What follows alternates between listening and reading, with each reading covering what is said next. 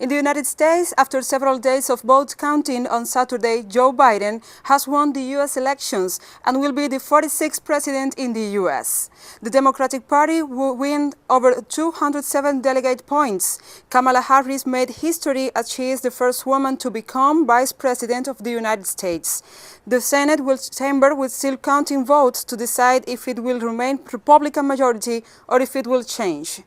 On 20 January, when Joe Biden enters the White House, he will face one of the biggest set of challenges as president as has had to tackle since the end of the Second World War. The coronavirus is raging through the U.S. and high unemployment rates and the deepening climate crisis inherited after the Trump administration. Biden has set out his economic and policy plans, but without control of the Senate, he may struggle to fulfill them.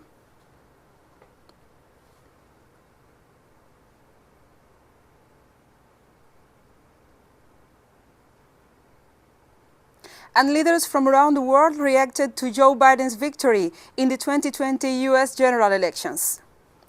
On Twitter, French President Emmanuel Macron congratulated U.S. President-elect Joe Biden and his running mate Kamala Harris on their election victory. Former U.S. President Barack Obama also congratulated President-elect Joe Biden for a historic and decisive victory in the U.S. presidential election. The Irish Prime Minister Michael Martin was one of the first to hail the Irish-American Democrat Joe Biden as the president-elect. Iván Duque, President of Colombia, wished Biden and Harris the best of success in this tenure.